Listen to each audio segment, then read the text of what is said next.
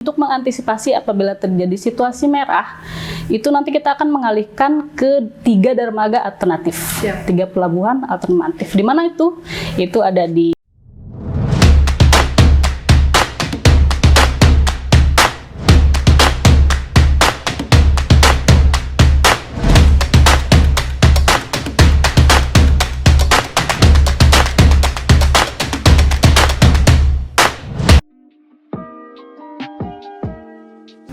Halo sahabat Cakra, salam presisi, kreatif, and great mind. Kembali lagi dengan saya Brigadir Yus Mulyani dari Ditlantas Polda Banten. Pada kesempatan sore ini, kita sudah berada di ruang Kasatlantas Polres Cilegon, AKP Jenny Pinidianiati SIK. Selamat sore Ibu. sore, baik Sahabat Cakra, siap Ibu. Sore ini kita akan membahas tentang kesiapan Polres Cilegon dalam persiapan pengamanan Natal dan Tahun Baru 2023. Baik Ibu, mohon izin Ibu, untuk Polres Cilegon sendiri, berapa jumlah personil yang akan disiapkan untuk pengamanan Natal dan Tahun Baru tahun 2023 ini? Untuk persiapan personil sejauh ini informasi dari Polres, personil yang dilibatkan 375 personil. Dan untuk Satlantas sendiri kurang lebih 67 personil khusus dari Satlantas. Baik Ibu, selain persiapan personil nih Ibu yang akan dipersiapkan untuk pengamanan Natal dan Tahun Baru 2023 ini, apa saja sih Bu langkah-langkah yang sudah dipersiapkan oleh Polres itu sendiri untuk menghadapi pengamanan Natal dan Tahun Baru ini? Selain keterlibatan personil, sudah pastinya kita cek kelengkapan sarana prasarana ya, baik itu kun, barrier, dan juga yang lainnya. Dan juga kita sudah mengecek kendaraan dinas, apakah layak ataupun tidak kendaraan tersebut untuk dioperasionalkan pada saat giat Nataru. Baik. Dan Ibu mohon izin untuk jalur menuju Pelabuhan Merak, di mana saja sih Ibu titik-titik jalur yang menjadi pusat antrian? Sebagaimana kita ketahui kan Bu, setiap tahunnya pasti terjadi antrian. Di mana saja Ibu titik-titiknya? Titik-titik kemacetan atau gimana? Sebenarnya kalau untuk Pelabuhan Merak sendiri tidak bisa dikatakan kemacetan ya, karena kalau kemacetan itu berhubungannya dengan arus lalu lintas di jalan raya. Sedangkan kalau untuk Pelabuhan Merak sendiri itu merupakan perlintasan dari masyarakat yang akan melakukan penyeberangan dari Pelabuhan Merak ke Pelabuhan Bakahuni. Jadi mungkin antrian untuk menyeberang. Siap. Seperti itu ya. Antrian saja Ibu ya. Antrian. Siap. Jadi untuk titik-titiknya khususnya di tol atau di kota? Di menuju antrian pelabuhannya itu mungkin Bu, hanya dalam pas pintu keluar masuk tol kan Ibu ini? Titik antrian kendaraan itu yang sudah biasa terjadi nih sebelum-sebelumnya itu di Cikuasa Atas. Cikuasa Atas, siap. Kalau tidak di Gerem Bawah, nah itu biasa terjadi antrian kendaraan. Tapi di sini kita ada 3 situasi yang sudah kita sepakati, di mana itu ada situasi hijau, kuning, dan juga merah. Jadi kalau situasi hijau itu situasi normal ya, hanya antrian kendaraan di dalam Pelabuhan Merak itu situasi hijau dan tidak ada antrian kendaraan tuh, baik itu di sekitar Pelabuhan Merak maupun di luar dari mendekati wilayah tol Merak. Tapi kalau untuk situasi kuning itu apabila terjadi antrian kendaraan sampai dengan terminal terpadu Merak. Betul. Nah itu sudah menjadi situasi kuning. Sedangkan untuk situasi merah itu antrian kendaraan sudah melewati gerbang tol Cilegon Timur. Jadi itu akan ada upaya-upaya yang kita laksanakan apabila sudah terjadi situasi kuning maupun merah. Mohon izin Ibu, apa pada tahun ini ada kebijakan khusus yang baru untuk pengalihan kendaraan menuju pelabuhan, baik yang masuk maupun yang keluar Ibu? Mungkin seperti inovasi gitu ya. Siap. Jadi ada kebijakan khususnya dari komandan kita, pimpinan kita, mungkin mengingat situasi yang terjadi di operasi ketupat tahun ini ya. Kemarin itu sudah cukup luar biasa sekali karena euforia masyarakat yang sudah lama sekali ya tidak mudik. Jadi sudah pastinya itu membeludak. Jadi selain dermaga 1 sampai dengan 7 khusus untuk di Cilegon ini, untuk mengantisipasi apabila terjadi situasi merah, itu nanti kita akan mengalihkan ke 3 dermaga alternatif, 3 pelabuhan alternatif. Di mana itu? Itu ada di Pelabuhan Alternatif BBJ, Pelabuhan Alternatif Pelindo 2, dan yang terakhir adalah di Pelabuhan Indah Kiat. Siap. Gitu. Jadi nanti khususnya untuk BBJ dan Pelindo 2 itu khusus untuk kendaraan besar, itu mulai nanti dibaginya di Cilegon Timur. Jadi diarahkan kendaraan besar itu dari Cilegon Timur menuju ke Pelabuhan BBJ dan Pelabuhan Pelindo 2.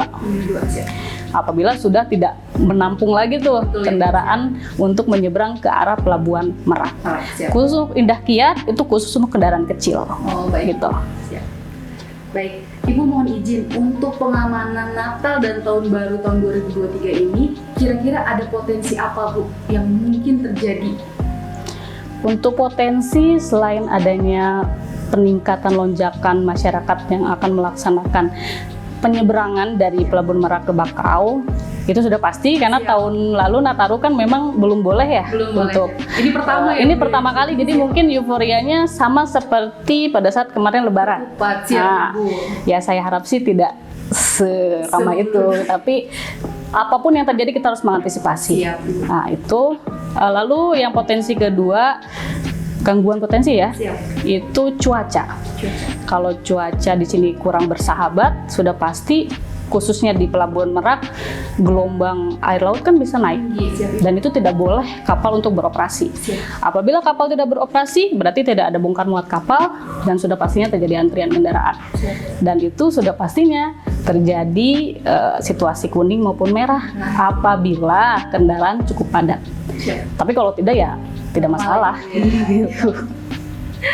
Mohon izin Ibu, selain kemacetan, maksudnya antrian panjang lalu lintas, mungkin ada potensi gangguan seperti kecelakaan yang otomatis tidak kita harapkan ya Bu. Tapi kan kita tidak tahu gitu, namanya musibah seperti apa. Ibu dari Satlantas sendiri sudah ada dipetakan jalur-jalur untuk rawan laka mungkin? Untuk jalur rawan laka di khususnya wilayah Cilegon, kita lebih berkonsentrasi di wilayah JLS ya, jalur lingkar selatan, di mana kenapa bisa dikatakan di situ jalan yang cukup banyak terjadi kecelakaan. Pertama, jalannya banyak yang rusak. Yang kedua, itu merupakan jalur perlintasan kendaraan-kendaraan berat. Dan rutenya pun naik turun, jadi yang namanya kendaraan berat ya, kalau misalkan dia remnya kurang baik dan lain-lain bisa mundur lagi dan ya terjadi kecelakaan seperti itu. Menuju JLS ya Bu ya, berarti arah ke Anyer. Jalur JLS khususnya di kilometer 0,2 dan traffic light PCI.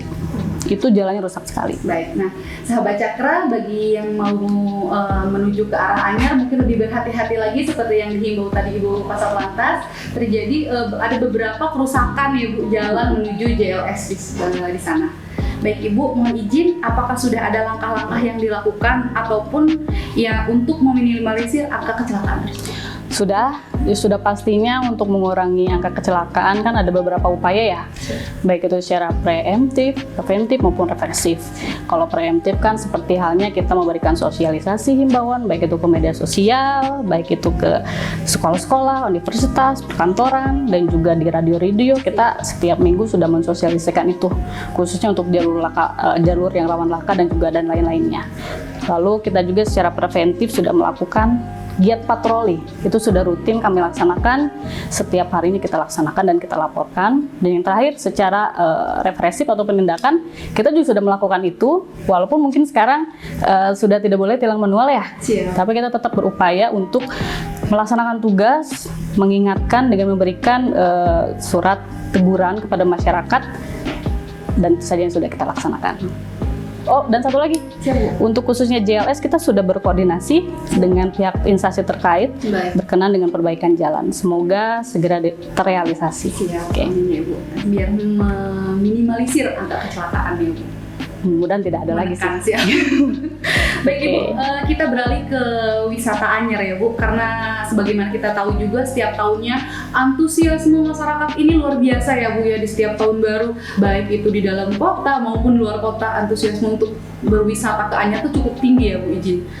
Mohon izin Ibu, mungkin bisa dijelaskan kepada sahabat Cakra di mana saja sih Ibu titik-titik yang menjadi potensi kemacetan Ibu untuk menuju ke tempat wisata Anyer itu? Tempat wisata Anyer, kalau untuk prediksi dari kami, mungkin ya ini dibandingkan dengan Merak, sepertinya tempat wisata ini lebih banyak dan lebih padat untuk situasi arus lalu lintasnya. Mengingat tanggal 19 informasi anak-anak sekolah sudah mulai libur ya. Nah, kalau sudah libur biasanya itu H-3 di hari tanggal 19 itu hari Senin, berarti biasanya hari Jumat itu sudah mulai puncak arus lalu lintas. Jadi ada beberapa titik yang sudah pastinya di pantai-pantai, di pantai dan juga di daerah-daerah wisata yang lainnya. Di sini juga banyak perhotelan-perhotelan yang cukup banyak menarik peminat dari masyarakat. Banyak wisatawan tuh sudah mulai Sabtu Minggu pun sudah mulai ramai gitu di Anyer, apalagi sudah ada apalagi nanti pada saat libur panjang. Itu sudah pasti sih. Sepertinya cukup padat gitu. Siap Ibu. Mohon izin Ibu, apakah sudah ada langkah-langkah yang dilakukan oleh Polres Ibu ketika antrian sudah mulai panjang dan jalanan sudah mulai padat dengan kendaraan-kendaraan? Apakah ada jalan mungkin Bu alternatif ataupun langkah-langkah yang dilakukan Polres untuk memecah antrian itu Ibu? Sama halnya seperti Pelabuhan Merak. Siap. Untuk Anyer sendiri kita sepakati untuk 3 situasi ya. Siap. Situasi hijau, kuning, dan juga merah. Sama, namun bedanya untuk situasi di Anyer sendiri, hijau itu sama normal ya, jadi tidak ada antrian di mana-mana ya, berlalu lalang biasalah. Tapi kalau untuk yang kuning, itu antrian kendaraan sudah mencapai ke PT Chandra Asri. Nah, kita akan melaksanakan one way pendek. Mungkin masalah one way pendek panjang ya kita yang tahu. Jadi intinya kita akan melaksanakan one way. Begitupun juga dengan situasi merah, kita akan melaksanakan one way. Untuk jalur alternatif kita ada 3 jalur alternatif untuk memecah arus. Yang pertama melalui JLS. Ya, JLS tadi yang mungkin bermasalah juga, tapi mudah-mudahan nanti kita upayakan pada saat nanti sebelum operasi setidaknya bisa dilalui oleh kendaraan. Supaya tidak terjadi antrian cukup panjang sampai dengan ke kota. Lalu yang kedua bisa kita alihkan ke Simpang Mancak. Namun untuk kendaraan besar tidak disarankan untuk dialihkan ke sana. Dan yang terakhir ke Simpang Tenang. Ya, untuk Simpang Tenang juga kita upayakan untuk kendaraan besar tidak dialihkan ke sana. Kenapa? Karena di daerah sekitar sana itu ada jalan yang sedang mengalami longsor dan belum ada perbaikan. Seperti itu. Untuk posko sendiri, ada berapa posko Bu yang terlibat di pengamanan Natal dan Tahun Baru 2003 ini, khususnya untuk wilayah Cilegon, baik itu di Merak maupun itu nanti di pengamanan Tahun Baru 2023 di wilayah Anyer? Untuk sampai dengan detik ini, informasi dari Polres sendiri berkenaan dengan posko itu ada 1, untuk pos pengamanan itu ada 7, untuk pos pelayanan ada 4, dan pos pantau kurang lebih 54. Gitu. Untuk di Anyer sendiri itu udah? Tidak, itu sudah seluruh yang ada di wilayah Polres Cilegon.